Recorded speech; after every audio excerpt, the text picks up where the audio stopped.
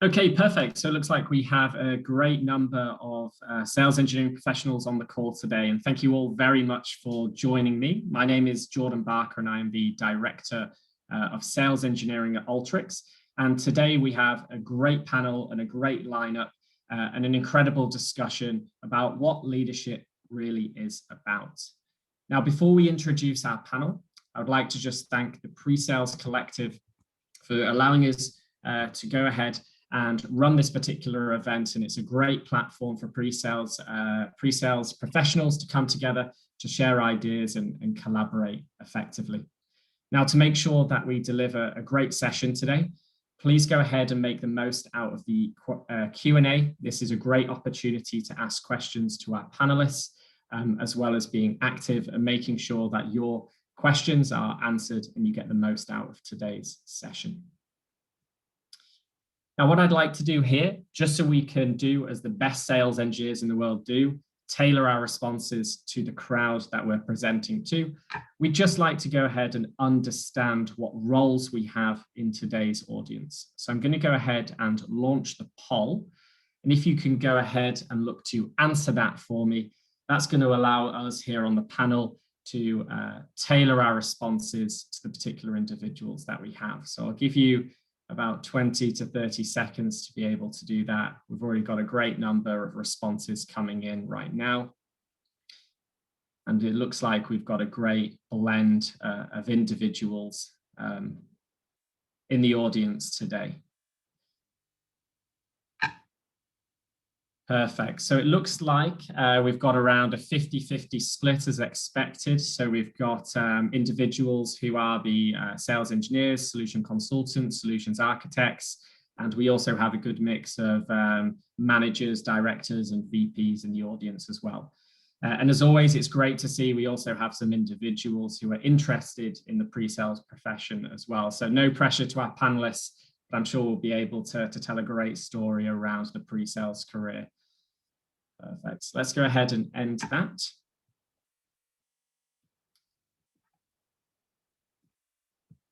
So today's takeaways. So when I was looking at putting together this session, I really took a view and looked at my leadership career and journey and tried and distilled it into what I class as three main pillars. So three main pillars of sales, of leadership for me is around self-leadership, so understanding yourself. Team leadership, so being able to look at how you can influence and affect the team that you're responsible for, or potentially be a leader within that team and help drive forward that part of the business. And then finally, looking at organizational wide leadership and how you can influence from a regional or a global scale as well. So those three pillars are really distilled into these 5 different takeaways today. So you'll hear and be able to take away varied definitions of leadership. You'll be able to look at the link between development and results. You'll be able to understand where potentially to put your energy. Is that in strengths or weaknesses? Being able to balance the what and the how when being able to push forward development and drive results. And then finally, we'll look into the future of how you're able to plan and execute against making sure that the sales engineering profession and your organization is in the right place to drive your company forward in the future. So with that, I'd like to kick off and allow our panelists to introduce themselves. So again, looking at self-leadership, I'd like to introduce Alan and allow him to talk a little bit about what he loves about leadership. Alan? Thanks, Jordan, and good morning or good afternoon, everybody. I'm Alan Eldridge. I run the sales engineering team here at Snowflake across the APJ region. For those of you who don't know Snowflake, we are a cloud based data platform, really focusing on 2 parts. There's a technology platform component of that supports the data and analytic use cases of the data, and then a focus around content being hosted on that, whether it's content that you own or third-party content through a marketplace. And together we call those 2 things the data cloud. So that's Snowflake. I've been here at Snowflake for about 3.5 years, part of the landing team that came into APJ. Prior to that, I was with Tableau for about 7.5 years. My background is very much in that business intelligence and data and analytics perspective. I've been doing sales engineering pretty much all my career, which, as you can tell, has gone on for quite some time. But I'm relatively late to management. I've only been in a manager role for probably 7 to 10 years of the time that I've been, living my career. Although I'm late to management, I think leadership is really a different quality. While oftentimes people kind of correlate those two things together, I think it's really important to understand that leadership is separate to management. You can be a leader without being a manager, and vice versa, and much more destructively, you can be a manager and not necessarily be a good leader. What do I love about it? I love being able to help other people achieve the best that they can be, to help them understand the kind of things that they are passionate about, that they love and that they're good at. And when there's a great overlap between those things, magic starts to happen. So help guide people to those kind of places and see them become the best that they can be. That's the thing that I really love about leadership. Great, thanks, Alan. And I think we may hear some similar themes across our other panelists as well, particularly as it relates to passion. So Stephanie, it'd be great if you could introduce yourself and tell us what you love about leadership. Hi, good afternoon, good morning, everybody. Thank you so much for dialing into this session today. I'm Stephanie Barnett. I lead our solution engineering organization at Cloudflare for all of APJC. You've heard me pause then. I've just joined Cloudflare. I've been there for 2 months, but prior to that, I spent 9 years at Salesforce, and I had a career spanning sales development, sales, and solution engineering. What does Cloudflare do? We are mission and purpose driven to build a better internet. The internet, for how it was built, was not built for how it's used today. And we are passionate about building an internet that is more secure, more reliable, more performant, and more private. And I have a lot of fun doing it as well. And so that's kind of what Cloudflare does. What I do is I lead an organization which is of pre-sales professionals from all different levels of tenure, and also solution architects and specialists and leaders across the region as well. And I have a lot of fun doing it because the APAC region has such interesting and nuanced requirements from a networking perspective, from culture and language. So it's a lot of fun. When I heard this question, what is it about leadership that I love? I was thinking to myself, like, what is it that I don't love? I love the opportunity to set a vision and get everyone around it, get their perspective, get my leaders, get my individual contributors, and we collectively work together to work towards this goal. It literally gives me goosebumps. I'm like an epic leadership nerd. I just love the idea of this. And I also, what Alan said resonated with me enormously, was I love the look on someone's face when you help them with an opportunity, or you help them grow into something they never thought they were capable of doing. And I feel like as a leader, we are uniquely placed and we have the privilege to bestow this opportunity on people. And it's one of my absolute favorite things about being a leader. And I'm going to say a few things, sorry, because there's so many things I love. I also love building culture, because I feel like we can have these initiatives and this drive, but culture is everything. And I think leaders, we're uniquely placed to build incredible cultures that people thrive within. And ever since I was little, I love Alan's point that it's not, you don't have to be a manager or a leader to be a leader. I've always loved the visibility that you get to see into the future when you're in a leadership position. It's like you're in the driver's seat with this epic view. And that's one of my favorite things. I'm like, oh, I'm looking into the future and what can I do to shape it? So yeah, one of the few things that I love. Amazing, Stephanie. Really like that, the vision, the culture, and being in the driver's seat as well. I think everyone can really imagine what that would look like. And Raymond, maybe you can help pad out that vision a little bit further with what you love about leadership. Thanks, Jordan. Real pleasure to be here, and very privileged to be in the panel with esteemed leaders like Alan and Stephanie. Right? So a good day to everyone. So a quick introduction of myself. I run the system engineering team for Asia and Japan. Been in Veeam for slightly more than 10 years. Celebrated my 10-year anniversary in May. What do we do in Veeam, right? So we are a modern data protection software solution provider that provides, whether it be virtualization, cloud workloads, hybrid cloud, multi-cloud data protection and disaster recovery for our customers. About myself, I've been in the industry of a software house all along, and very specifically in the data protection world for the past 20 odd years. And what do I like about the leadership? I think starting off, as many of us, and thanks for the profiling, there are quite a number of us kind of run on the same path of as an individual contributor as a system engineer or sales engineering team, moving along into the leadership, right? So a lot of it comes with a career progression. A lot of it comes with the passion for the leadership, right? So for myself, I enjoy the leadership from a career progression perspective, obviously. And the other part is also the team that I'm building. I'm able to create a good culture. I'm able to create a good working environment. I'm able to create, again, the career progression for someone else instead of just myself trying to aspire into the leadership world, right? So I think these are the few things that I feel pretty much very much from an accomplishment perspective and achievement perspective, and that drives me every day to work and to the passion that I have apart from technology, right? The team that I'm building, and to see this team grow from a personal standpoint, a personal or skill standpoint, or career progression standpoint is the greatest joy that I've seen in my job over the last 20 plus years. So to summarize that, my love on the leadership is basically the team, the passion for the team, and I always adhere to these working principles of be helpful, be passionate, and you will naturally be happy in whatever you're doing. Yep. Thanks, Great. Jordan. Thanks, Raymond.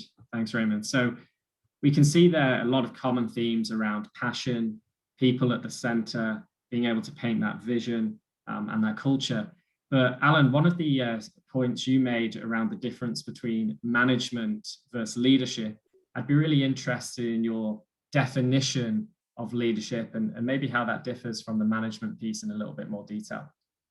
Yeah, well, I think it ties back into, things that both Raymond and Stephanie talked about, that piece about that piece about culture and owning the culture that you're building inside an organization. It's one of the things that I've really enjoyed. In my career, I've worked for very large corporations. I worked at Microsoft for a period of time. But over time, what I found was I really, really enjoyed that sort of more early stage of an organization where it's much easier for you to really get your fingerprints on the culture that you're building inside an organization. And here at Snowflake, I came into this role as the first SE, so was actually doing the individual contributor role, but at the same time building out the team around me as I went, and having the ability to bring in people that both complement your capabilities, but also share those cultural objectives is really important. So, from the management is something that somebody else bestows on you. Somebody comes along and says to you, "Congratulations, you've been promoted. You're now a manager." And quite frankly, it boils down to administrative functionality in a lot of cases. It's about, okay, now I do your annual review. Now I sign your expense forms. Now I, do some other things. But it's really about helping the organization function at scale. That's the management side of things, and to ensure that we are all heading in the right direction towards our stated objectives. We have a quota that we've got to achieve. We have certain outcomes that we're trying to deliver. That's management. The leadership stuff, as I said before, it's about elevating other people. It's about helping them achieve, again, Stephanie, you put it brilliantly, helping them achieve things that they didn't think were possible. It's about moving them to that next level. And so you can do that as an individual contributor. We have, within my organization, I'm really lucky to have a fantastic team that we've managed to put together around me. Some of those are people that I've hired directly. Some of those are people that have been hired by people that I hired, and other people are in other teams around me. Many of those people who are in individual contributor roles really drive the culture and where we're going, what are the things that matter. They understand our customers, they understand our product deeply. Jordan, your sort of 3-piece hierarchy there of self-leadership, team leadership, organizational leadership, I'd argue there's a 4th tier as well, which is, then taking that out into the community as well, and being a leader in your community of whatever technology it is that you're in. That's, I don't know, maybe that kind of rambles it to the point where I've articulated the difference between the two, but one's really about elevating other people. And that's not something that somebody anoints you with. You choose to be a leader. And I know you're going to ask us questions about how do you get better at it, and how do we develop that capability in ourselves and in others. But for me, that's the really fundamental difference. Leadership is something I choose to do. Management is something somebody anoints upon me.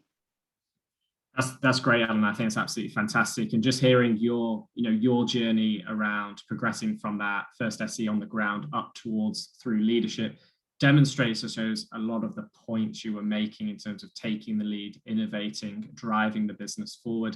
And that's something that I can personally resonate with as well at Alteryx, in being the first SE and using that as a opportunity to drive through a career. And you mentioned there about some further probing questions. And what I'd like to move to next here, and a question for Stephanie, is around when you are potentially an individual contributor and you are developing potentially on your leadership journey, or you own a particular team and direction of it. How do you balance, particularly in either a high growth software company like many on the panel here today, or maybe more of an enterprise level software company as well, whereby you have to balance that development and you have to balance getting the results at the same time? And are those things linked, or are they mutually exclusive? So I'd love to hear from you first, Stephanie, and then we can go across to Raymond and hear his opinion as well. Yeah, so I believe they need to be linked, but then I also believe that there's qualitative and quantitative factors that you need to take into account. So ultimately, as SEs and as supporting the sales organization, there is targets that we are moving towards. But as Raymond and as Alan would know, a lot of SEs are not coin operated. They actually want to grow themselves. People get into being an SE because it's the best job ever. We get paid to learn, we get paid to be the technical expert in the room and build these incredible relationships with customers. And I have to, as a leader, figure out, well, how do I individualize the learning and development plan for each individual SC to then tie in to get that output at the end?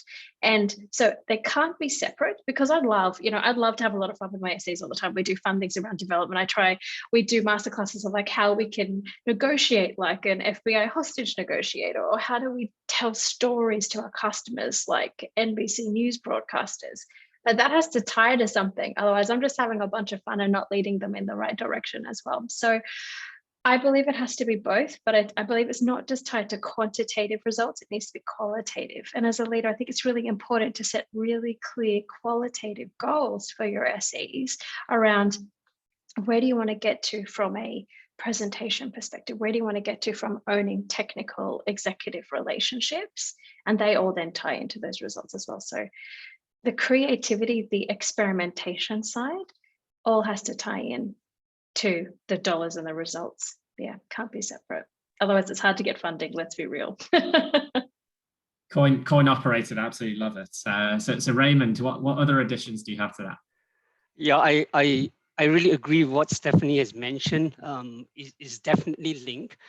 And from a performance standpoint, right? I think there's probably this formula that a lot of us are tapping on, which is the performance development, adding on to the performance measurement equals to the performance management, right? So there is this development that you're trying to do with your team members. And then there's also this measurement, as what Stephanie has mentioned, right? But it's definitely more than that. And for me, I link up this question and the previous question that you mentioned, right? The definition of leadership, right?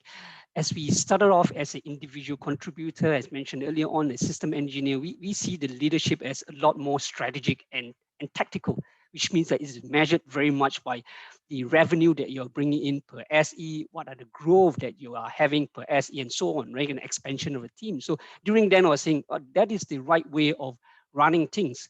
which means that there might be a mutually exclusive kind of perception during then, whereby everything is all about performance, and then development is kind of pushing towards the performance, the end measurement point is there, right?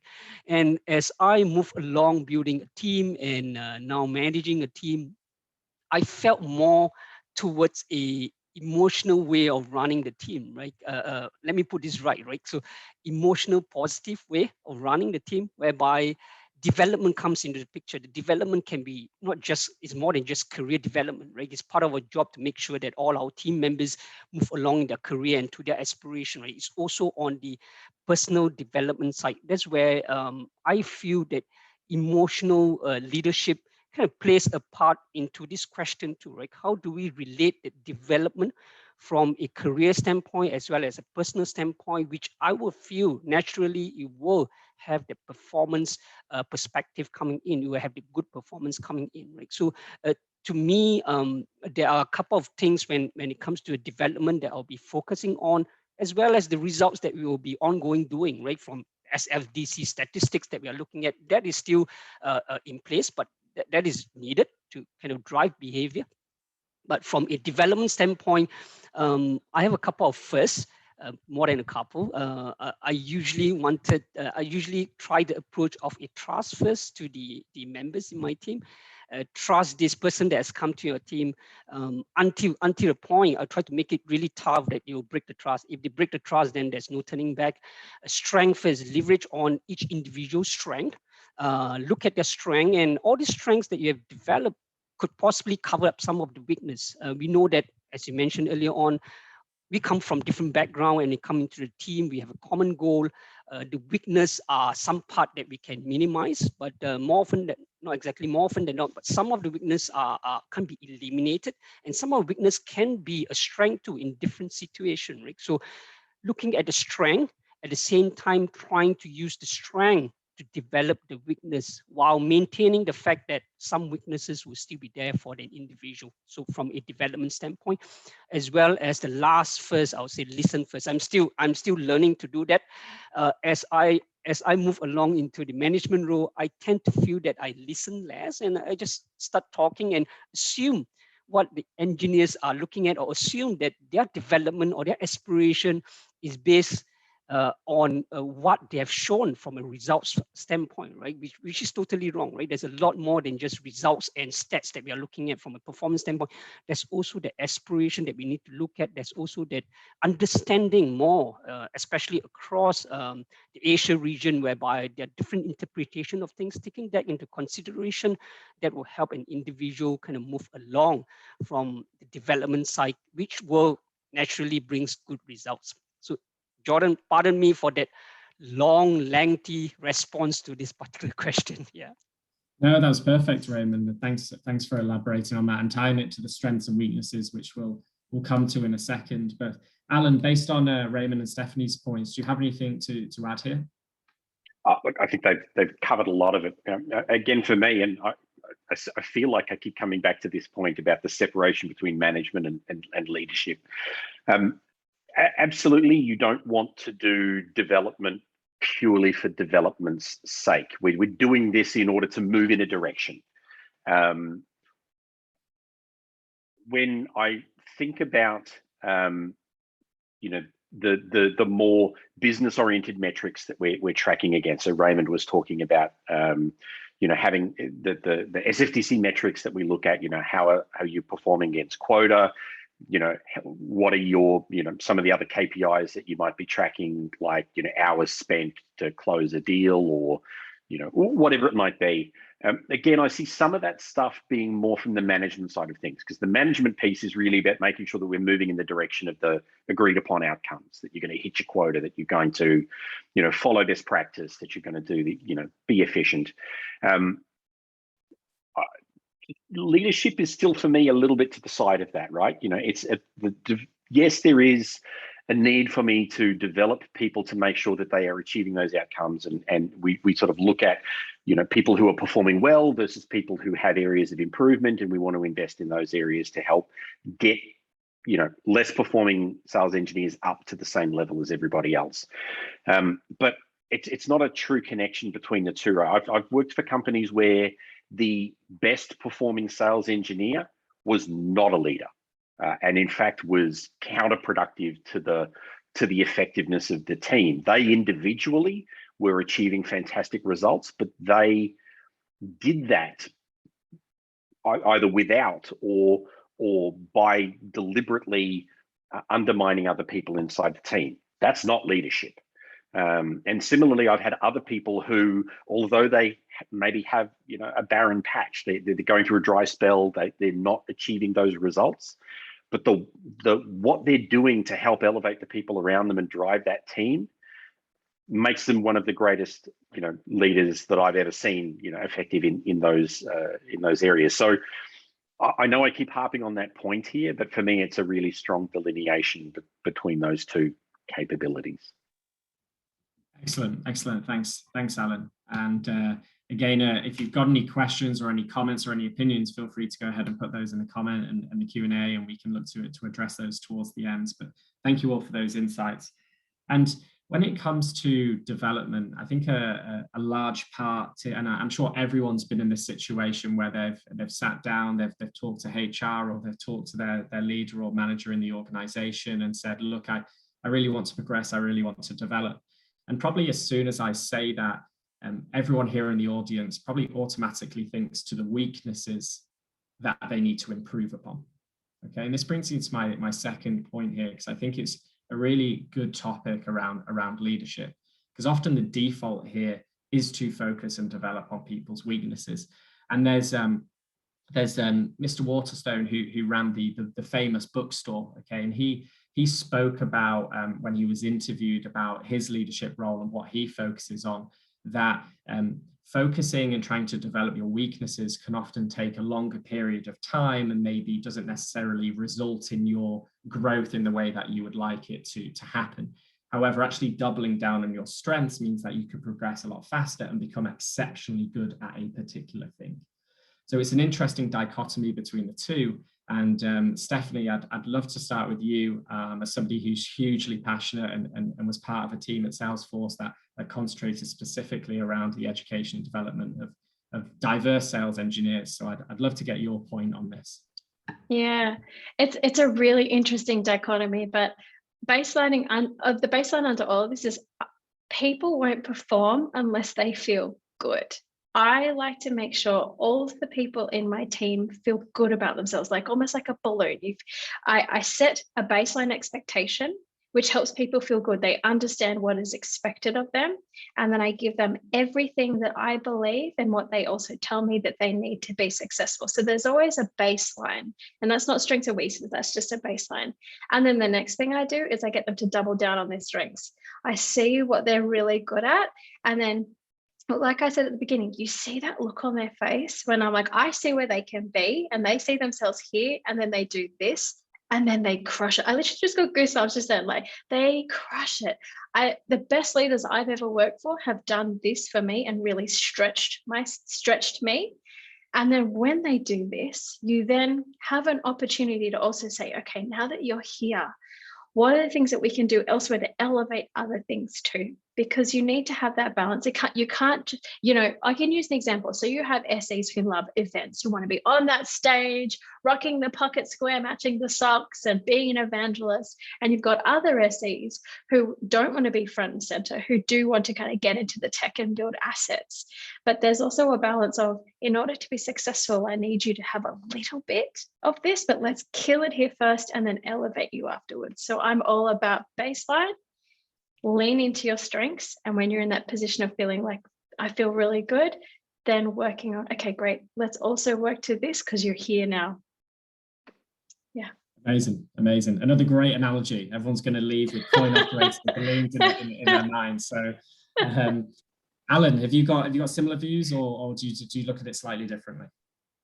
No, I agree with Stephanie. One of the things, and it was just mentioned in the chat by a couple of people now, we recently, and very recently within my team, did a team-wide rollout of Clifton Strength Finder. For those of you who don't know Clifton Strength Finder, it's a a form of psychometric testing, I guess you could probably describe it like that. We've probably all done some form of it at some point, whether it's Myers-Briggs or something else. The Clifton Strength Finder, as its name suggests, is oriented around strengths. So, and it resonated really well with me. I think in that dichotomy, I tend to naturally lean more towards developing people's strengths and doubling down on that. Again, when you look at the lens of, we're moving towards delivering certain outcomes here. Different people can achieve those outcomes in different ways. Doesn't make one person right, one person wrong, but people are going to work together in different ways. People are going to engage with customers. They're going to pursue opportunities. They're going to propose solutions in different ways and leveraging their own strengths. I found the Strength Finder framework really useful for a couple of reasons. One, it gives us a common language through which we as a team can now talk to each other and understand each other. We know, me, for example, my primary strength is I'm a relator. I build relationships with people, and I tend to trust people as a strength. So coming back to what Raymond was talking about. The feedback from my team has been they really, really enjoyed it. It was great to do personal development training as opposed to technical product training for a change. Yeah, so in answer to your question, I lean toward the strengths side of things, and weaknesses are just strengths you haven't learned to develop yet, right? So glass is half full. Perfect. And another great quote, Alan, in the end there. That was great. Awesome. And another great tip, and thank you for those who commented in the chat. It's a great plug and something to use in your leadership track and within your teams when you leave the webinar today. So Raymond, do you want to round off and any final points from yourself here? Sure. I think we've got 3 out of 3, right? The answer to that question is focusing on the strength, right? And yeah, alluding to this question, I've kind of mentioned earlier on the strength first, right? I'll probably cite one example. Sometimes that weakness can be a strength in some situation, right? So take, for example, I think Alan mentioned that, Stephanie mentioned that there are SE in our team that is very focused on being a subject matter expertise or a product evangelist. So those roles might not make them to be relating to the customers from a I'll put it from a relationship standpoint. They're pretty fast in dissecting a particular solution and putting the best solution that can be delivered in the customers with the highest value. But they might not put it in the best way from the approach standpoint and so on, right? So, but then in some of the customers that look upon this straightforwardness and the frankness of this can be done, this cannot be done, they are the love of the customers. In some situation, the sales will feedback to me when they are talking to some customers who are probably in the higher level kind of notion. They'll feel that, oh, this SE of yours is being really negative and picking on quite a lot of all these holes that I have and trying to patch it up. So that strength is that weakness is in actual fact a strength in many situations, and I face that from the feedback from the sales team. And how can we actually turn this strength? Sometimes you might need to put them in the right situation and the right environment. At the same time, how do you take away that weaknesses, right? In the right situation that can propel the strength, somehow the weakness will be diminished. It's still the same characteristic that this engineers is showing, but the strength on that situation side would definitely propel him further. So yep, totally agree. Excellent. Developing the strength as well as, I mean, we are still conscious about the weakness, but developing the strength will be the key way to go. Yeah. What I really liked there about the weakness piece was the tying it back to one of the points Stephanie mentioned at the start around culture. And I often see my role is to be able to create a best practice environment for people to be successful. Okay. Now that might be leading people towards where their strengths are. However, it may also be setting people up for success where they might not be as strong. Very similar to your example there with the account executive and providing feedback. They may not have been great in that situation. However, in another, they may excel. So being able to use the likes of a strength finder to understand where people may excel in the particular environments that you work with on a daily basis is a great leadership trait. And I think, and thank you all for your opinions there. And for those in the chat, it was great. So when we're looking at development, sorry, Jordan, just before you move on, I just wanted to pick up on a point that Raymond made, because I think he made a really good point there, and that is that you don't want to over-rotate too much on this either, because the strengths are situational, and the strengths that I might exhibit in a certain scenario could actually be a problem in other scenarios, and vice versa. And so it's important that we develop people to be rounded and have a balance of strengths across it, rather than one of the things I've been really deliberate about in the hiring and the development of the team that I currently have today is to not have 30 Alan clones, because that's not going to be the right answer, and God forbid anyway. But what we don't want is to have 30 people who come from a background like mine and look at the problem through a particular lens and engage with customers in particular ways. It's really important, and I'm sure diversity is a topic for another day and a whole other hour plus and more of conversation. But having people who complement one another and have that rounded ability to exhibit different strengths at different times becomes really important. Yeah, sorry, I want to tap on it. You raised a really great point there, building that diverse team. So I used to do that in my previous organization. I would purposely hire very technical people, and Jordan touched on this as well, very technical people with people who are like creative artists, because they would then bounce off each other. So a lot of this work was actually done internally through team collaboration without a formal process on top as well. So thanks for raising it, Alan. It's a really key point. Yeah, one of the best sales engineers I ever worked with when I was at Tableau, we had really deep technical nerdy data people who understood the queries and the way to analyze data. One of the best sales engineers I ever worked with there, when she joined our organization, did not come from an IT background at all. She had previously run a yoga studio, but had a fantastic eye for the design of a good dashboard and good visualization, and was able to communicate really effectively with customers. And she's gone on to a phenomenal career in IT, and is again one of the best sales engineers I've ever worked with. Super cool.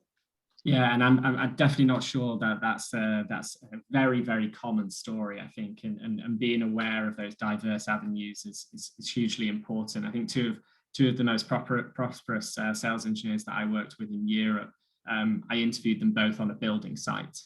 So they were absolutely incredible and continue to do great stuff as well. And I encourage everyone to look at look through the lens in different perspectives and look at different avenues to try and recruit and hire, because there's a foundational skill set and strengths and weaknesses across the board that can help build up that team to have a great balance. Now, as a lot of the panel today and a lot of people in the audience are part of different businesses at different levels of maturity, a question that often I ask of myself is, how do I balance the what and the how to go and do something? Maybe it's a demo, maybe it's an executive conversation, maybe it's a debate with an account executive internally around a particular topic.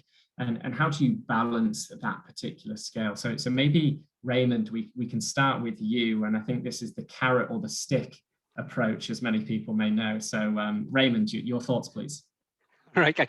You're right. A carrot or a stick, or how do you balance that, right? So to me, results is basically the scorecard of the hard work that you put into cultivating and developing someone, right? So yep, I'll take the cultivating and developing as a key approach to any of the SE. And most of the time, the SE are built very differently from, if I were to compare to a salesperson, right? So SE, usually when it comes to, as to Alan's question, Alan answer response earlier on, right? When we do the recruitment, we tend to recruit the SE that is relevant to our business for a start. That's kind of the easy way out. And then as we grow, you want to have more diversity in the team, right? And then how do we actually balance that the SE skill sets within the team to have the needed expertise as we need to go into the longer run as well as the results, right? So from that scorecard perspective, obviously, I think we did discuss that about the baselining. The scorecard will be a baseline of the team that we have built. Everyone has to meet that baselining. And how does an individual move into the higher scale, into the higher level, or even into the leadership roles that we want, or an individual contributor role that we want as product evangelist or a solution architect, will highly depend on the cultivating and the developing part. So to me, as much as sales engineering team or pre-sales team is part of the sales organization, that we are driving results purely from a revenue standpoint and a growth standpoint, but I'll still like to take that preference or the emphasis more on cultivating and developing, right? Because I feel that with the mindset of cultivating and developing someone, that results, it will relate naturally to the results that you are aiming for. Right? And take, for example, as mentioned earlier on, we do have our SFDC metrics that is kind of measuring everyone from a baseline perspective, a positive challenge, a positive competition across among the regions, to make sure that they develop that competing culture, right? The compete to win, we call it in Veeam as one of our core values. At the same time, from the competing to win perspective, we also have another core value, which is innovate and iterate.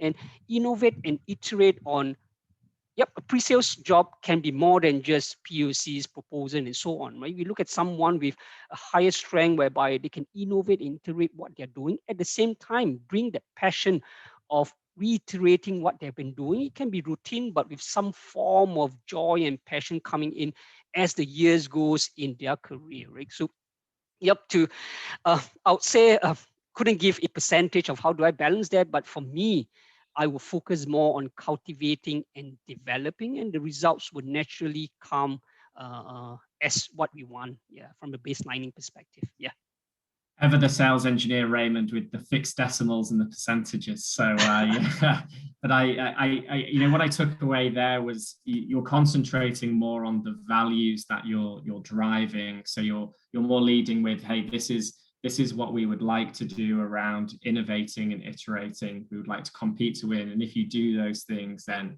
results will come. So, Alan, do you also look at it through that similar lens as well, or do you have some varied opinions? No, I think there's a lot of similarity between my view and Raymond's. I think, again, put my manager hat on. The management is about making sure that we all understand what our objectives are and that we're moving in the right direction.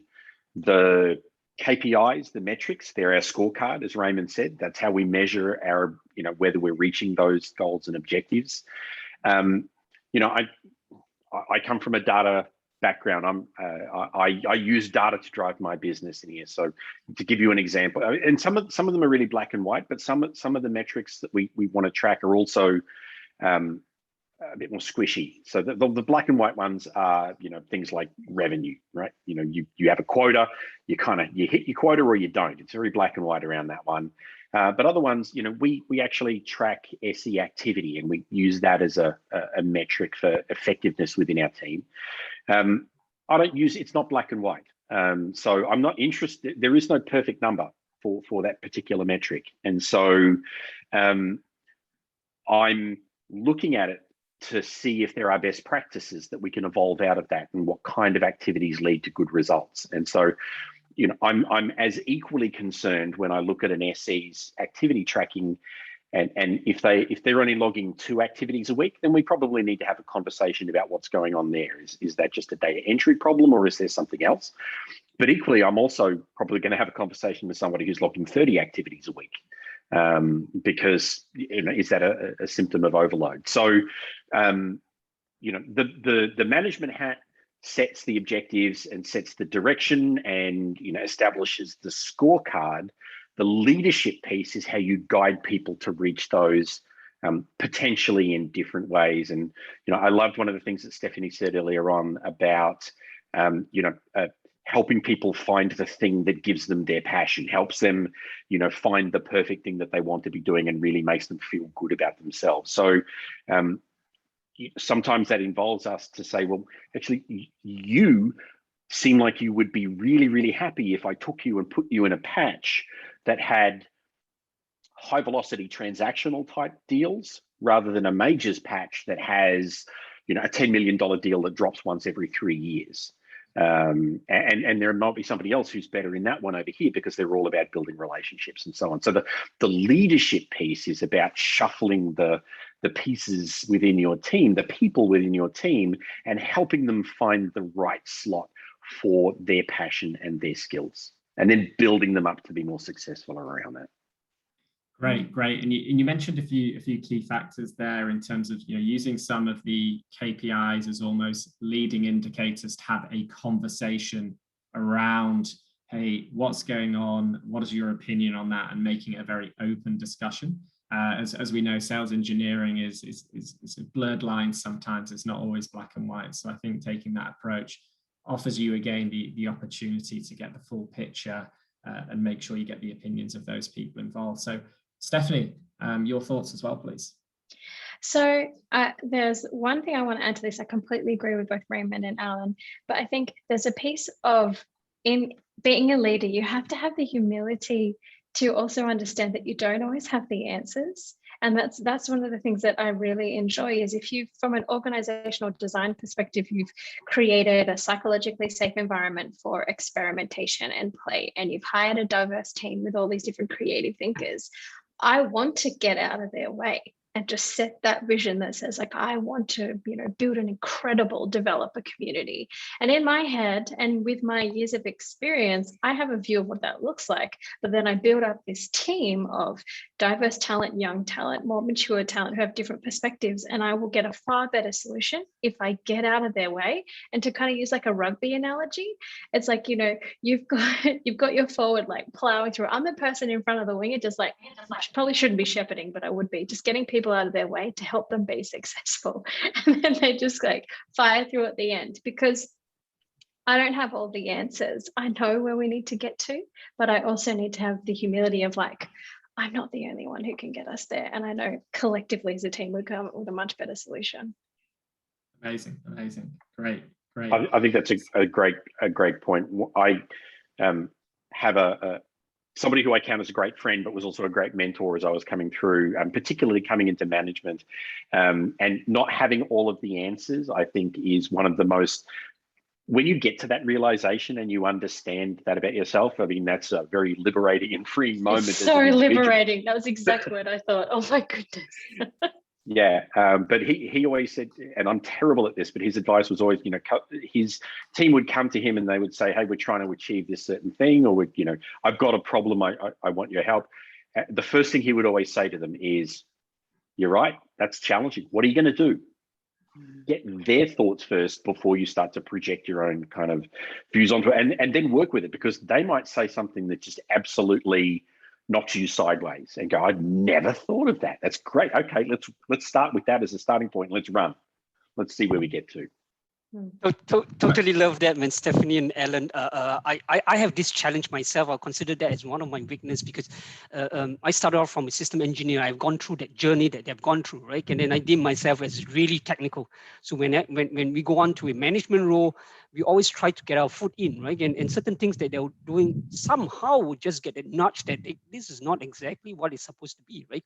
And then you just step your foot in, and then once one foot is inside there, you'll probably have your whole body in, right? So you're pulling yourself up, and as what Alan mentioned, listening first, listening to what they have, and they can have much better ideas than yourself. Yep, the being humble, as what Stephanie mentioned, is really a key part on the leadership side, as well as giving the opportunities to the SE that's performing well. Yeah. So I think there's a great question in the Q&A here around if you're an individual contributor, how can you help your manager become a better leader? So we just spoke a little bit there about humility, right? So maybe Stephanie, you could adapt, and then Raymond and Alan, you can add to that.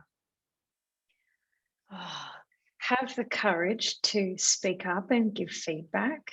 Obviously, it's my responsibility to create the environment where you feel safe to do that. But some of the most character building feedback I've ever received was absolutely from my ICs. How can we become better? That's such an awesome question. And then also, I guess,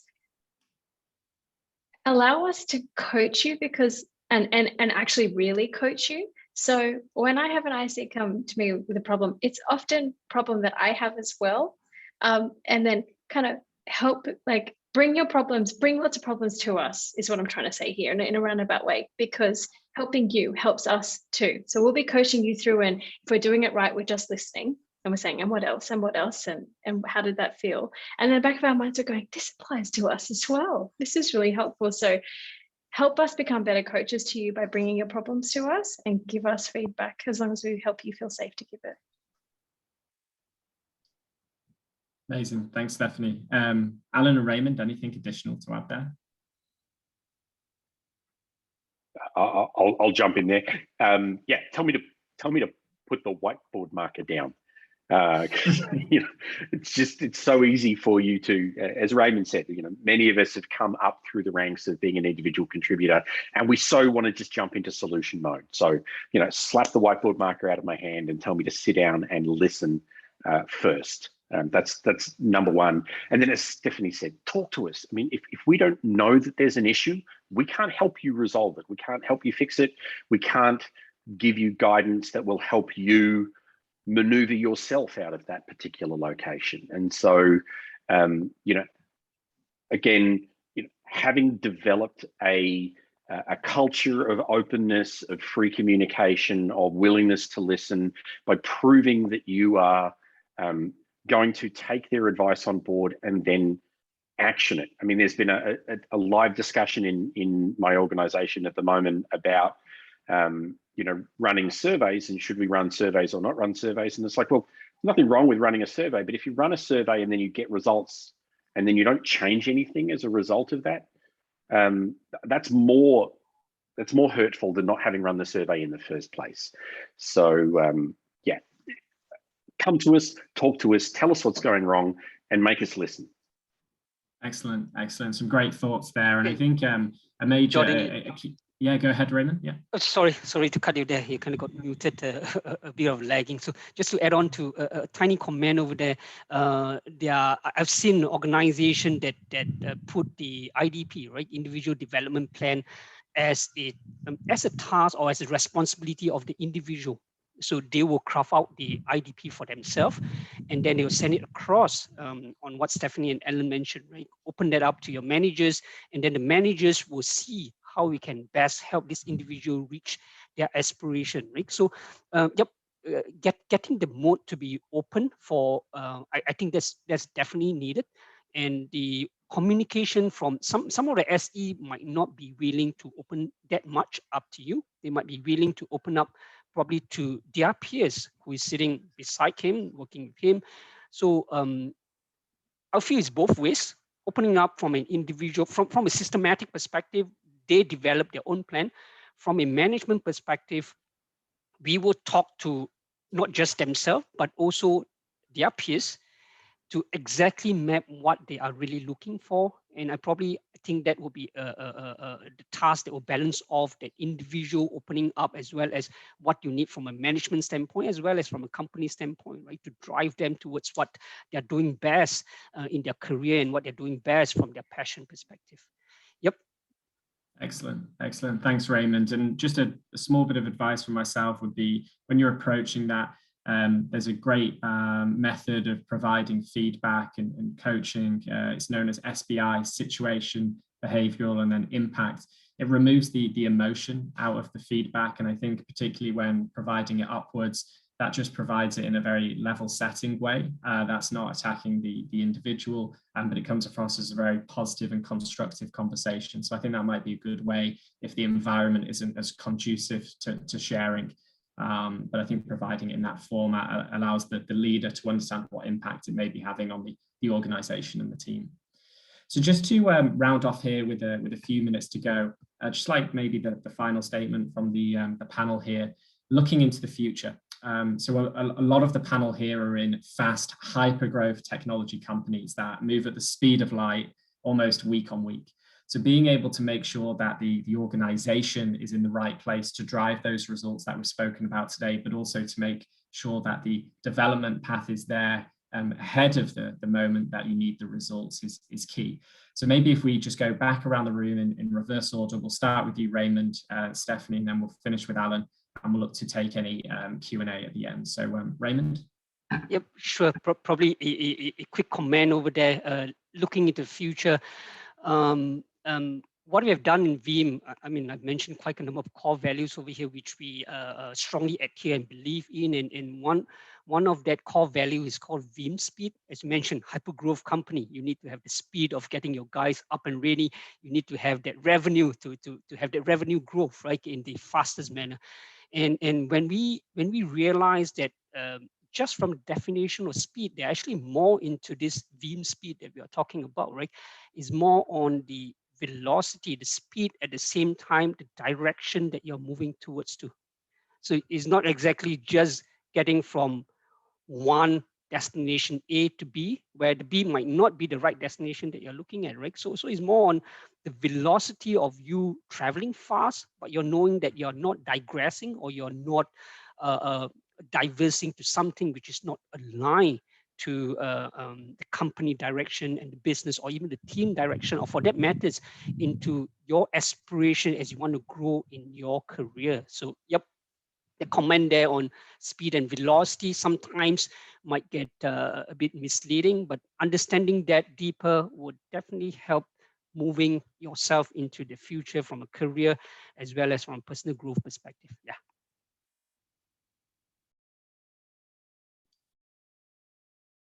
I think you're on mute, but I think you said me next. Awesome.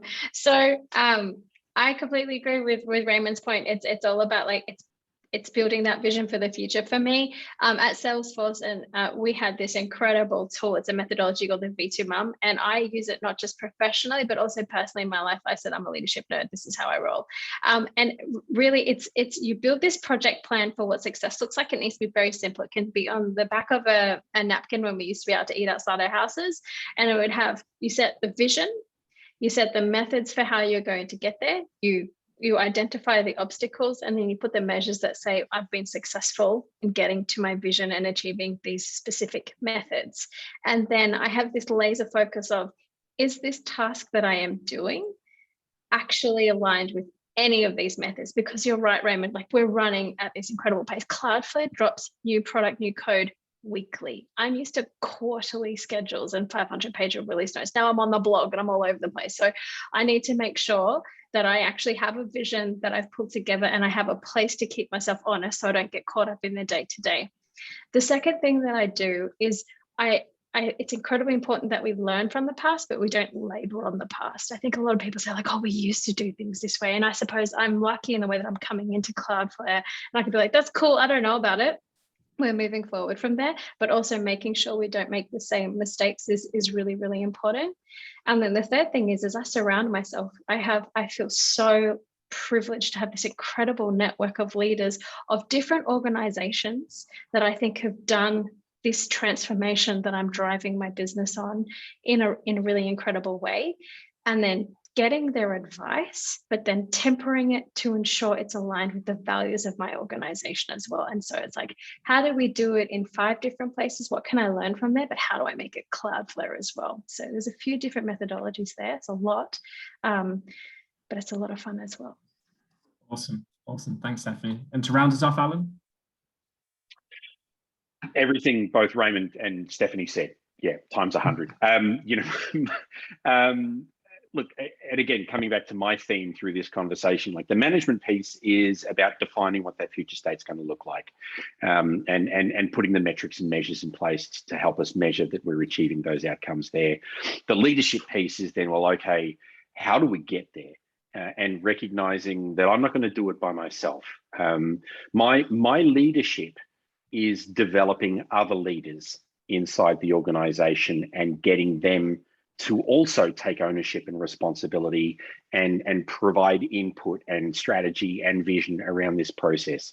And some of those people are going to be people within my team that I have a direct managerial responsibility for developing, but other people are going to be outside my team, and there are all of these other functions and incredible people with different viewpoints that I need to work with in order to achieve this outcome. So, I'm looking into the future, and my job is to develop other people who will help us get there in the time that we have available, which is very, very short, always. Awesome, great. Thanks, Alan. So with that, we're going to look at rounding off today, and I'd really like to thank the panelists for sharing some great takeaways today, from coin operated to balloons to the strength finder to setting up the best practice environment to the rugby tackles and leading with the carrot. I really, really appreciate it. And just to understand how we're getting on, I'm just going to launch one short poll, if you wouldn't mind just answering that quickly, just to understand how we did today. At PreSales Collective, we're always looking at trying to improve continually, and it would be great to understand your feedback and make sure that we can continue to run these sessions effectively. Just give you a second to do that.